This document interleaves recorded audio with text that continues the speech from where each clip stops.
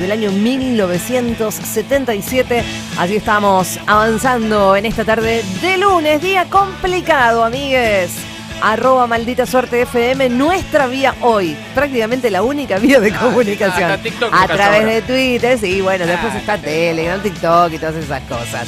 Aquí estamos hasta las 5 de la tarde en vivo, haciendo Maldita Suerte, como se puede, en el Destape Radio.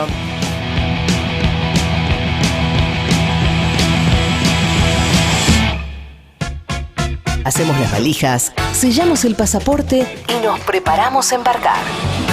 Orián Fleischer y un viaje sin fronteras. Se llama Guillermo Lasso, es presidente de Ecuador, un empresario muy exitoso, exdirector del Banco de Guayaquil, uno de los más grandes del país. Se llama Paulo Guedes, es ministro de Economía de Brasil, un destacado exponente de la Escuela de Chicago.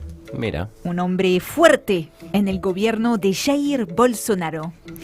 Se llama Imran Khan, es el primer ministro de Pakistán, una superestrella de cricket que accedió al cargo con un discurso anticorrupción. Se llaman también Shakira, Elton John, Ringo Starr o Claudia Schiffer. No. Lo que todos y todas tienen en común, el dinero, mucho dinero, y su manejo opaco en la industria offshore con el propósito siempre de evadir impuestos. Cuando el Consorcio Internacional de Periodistas de Investigación abrió la caja de Pandora, no se encontró con el mito de la caja llena de todos los males del mundo, sino con la realidad de cómo el dinero y el poder están operando en la era de la opacidad financiera, que es esta era que estamos viviendo. Nada más que en el mundo de la política, amigues, el consorcio reveló los secretos financieros de 35 jefes y exjefes de Estado y más de 330 funcionarios y dirigentes en 91 países. Hablamos efectivamente de un escándalo global, mundial. A eso se suman los artistas, todo tipo de empresarios, etcétera. Ahí hay de todo, sí. Hay de todo. En la región aparecen 3 presidentes en funciones. El ecuatoriano, el chileno y el dominicano. Y también 11 expresidentes. Bueno, hoy no es un día para indagar en cada uno de esos casos de manera muy detallada, porque cada uno de ellos es un pequeño, un micromundo, ¿no? Claro. Pero sí les puedo hacer un adelanto. Por ejemplo, Guillermo Lasso, sabemos que es el conservador, ¿no? Que acaba de asumir, ¿cuándo fue? En abril, ¿no? Sí. En abril, frente a Andrés Arauz, un hombre efectivamente mucho éxito en los negocios, empresario, y también con vínculos, ¿no?, de uno de los bancos más importantes del país, que es el Banco Guayaquil. Bueno, recurrió a 14 sociedades financieras opacas. Señor. ¿Y eso dónde? En Panamá y también en Estados Unidos. Che, pero ya 14 vicios, porque me decís 2, 3, bueno, Sí, 14. 14. Por lo de no poner todos los huevos en la misma canasta. Está bien, ¿viste? sí, para distribuir. Bueno, antes de su tercera postulación a la presidencia, finalmente decidió deshacerse gran parte del entramado, aunque se quedó con alguna parte, ¿no? Entonces, la mayor parte de esas empresas quedaron atrás, pero hay 3, 4 ahí que siguen dando vuelta. Tomemos el ejemplo de Sebastián Piñera, que es un ejemplo que vamos a ir desarrollando en los próximos días, pero desde ya les quiero anticipar que tiene entre sus negocios offshore una compraventa que es muy interesante en las Islas Vírgenes Británicas. ¿Vieron cómo aparece muchas veces? Sí, las Islas Vírgenes Británicas, mucho. Bueno, es importante entender que esta vez no es una investigación que se enfoque en Panamá nada más, ¿no? Sino que tiene no solamente en los beneficiarios, sino en las empresas que ayudan a ese entramado, una dimensión que es realmente global.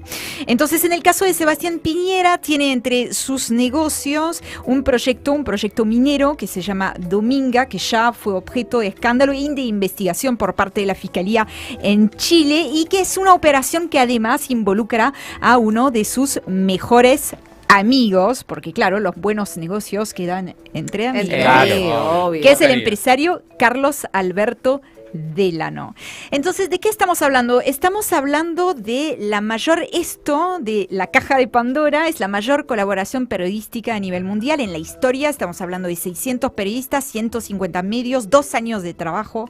Estamos hablando de una filtración sin precedentes con casi 12 millones de documentos confidenciales que, como les decía recién, provienen de 14 firmas proveedoras de servicios offshore que están instaladas en varios países. Entonces, de alguna manera, los Pandora Papers son un poco los Panama Papers, pero tamaño XXL, Ajá, ¿no? A claro. lo bestia, como dicen desde el consorcio. Y así todo sigue siendo una parte de lo que se evade, de lo que no se... Obvio, ¿no? sí. Es apenas una parte. 2 años de trabajo y no alcanza. Claro. Por más esfuerzo que estén haciendo los medios de comunicación que participaron en esa investigación para hacer que la información, digamos, sea digerible, el resultado, no sé cómo, qué les parece a ustedes, pero el resultado es verdaderamente arrollador por la cantidad de datos arrojados, con múltiples enfoques posibles. De hecho, vos decías acá, algunos diarios deciden destacar algunos nombres. A nivel internacional eso también está sucediendo. Claro. Algunos tienen el ojo puesto, por ejemplo, en los allegados a Vladimir Putin. Se olvidan un poco de lo que está pasando también con voces dirigentes de su propio país. Claro. Y es arrollador no solamente por la cantidad de datos, sino por la complejidad de esos datos. Porque los Panama Papers, los Paradise Papers, los Pandora Papers, lo que hacen todos es hacer visible una economía que habitualmente transcurre en las sombras y que funcionan con entramados que son difíciles de entender y que son difíciles de desentrañar. Acá hoy, sí. No, perdón, como para poner Sí. eso que vos estás diciendo en magnitud para la Argentina. Se calcula que hay más de un PBI fuera del país sin declarar. O sea, para que nos demos una idea de la cantidad de guita de la que estamos hablando. Todo Claro. lo que produce la Argentina durante un año, bueno, la misma cantidad está afuera en este tipo de cuentas y demás. Es verdaderamente mucha guita en serio. Y es muchísima guita en serio y es la oportunidad para volver a hacerse la pregunta que ya hemos hecho unos años atrás con los Panama Papers, Sí. que ¿es legal o no esto? Claro, Bueno, a veces sí, a veces no. claro. No es ilegal siempre tener una sociedad offshore o una cuenta en un paraíso fiscal. Por eso también es tan complicado la denuncia que se está haciendo desde Claro. el consorcio, ¿no? Sí, puede estar declarada incluso. Puede estar declarada puede- incluso. Puede no ser moral en ningún caso, en ninguno de los casos. Bueno, pero digamos, ahí porque vamos. digamos, Sí. en todos los casos se usa para evitar pagar impuestos. Digamos, no necesariamente evasión fiscal directa, pero sí porque son lugares que te cobran menos impuestos. Pero, Ori, en esta investigación en particular, ¿esa información está discriminada? ¿O directamente, digamos, están dando la información de la gente, de las empresas que tienen cuentas offshore, independientemente si las tienen declaradas o no en sus países?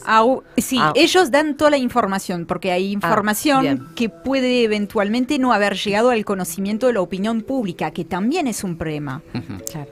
Cuando sos, por ejemplo, ministro de Economía con tanto poder como Paulo Guedes Claro. en Brasil, el hecho de que él no haya hecho saber a la opinión pública que efectivamente tenía empresas offshore empieza a ser problemático, porque un funcionario que toma decisiones que van a tener una incidencia sobre toda la ciudadanía no dejaría en claro cuál es su juego. Él se está enriqueciendo a través de esas sociedades offshore por ejemplo, el movimiento del real en el mercado. Claro. Entonces hay algunas cosas que sí son conocidas de las autoridades, pero que se plantean en el marco de esta investigación como igual siendo problemáticas. Aún siendo legal, pueden ser problemáticas, porque pueden representar un conflicto de interés. Y yo creo que ahí llegamos Claro. a otra pregunta con la que podemos ir cerrando, es ¿cuáles van a ser las consecuencias de todo esto? Bueno, tenemos el ejemplo de Panama Papers. No podemos decir que no haya habido ninguna consecuencia. En su momento, esto ha desembocado sobre algunos operativos. Todos recordamos el ejemplo del primer ministro de Islandia, ¿no?, que tuvo que renunciar a su cargo.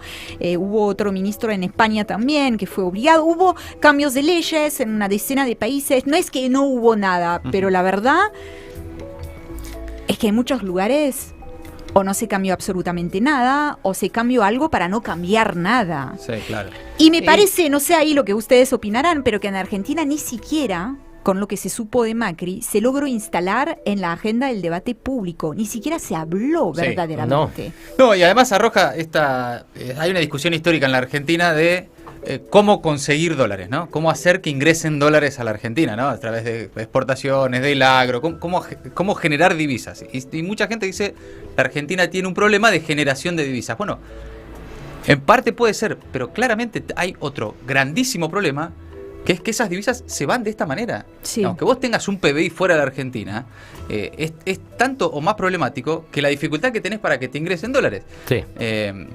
Durante el gobierno de Macri, especialmente, luego del resultado de las PASO a las generales, hasta que pusieron el cepo, se fugó una guita impresionante de dólares, sin ningún tipo de control, se fueron del país, era una puerta abierta en la que esos dólares se iban, y luego, sí, claro, son muy difíciles de recuperar y todas las complicaciones que eso genera.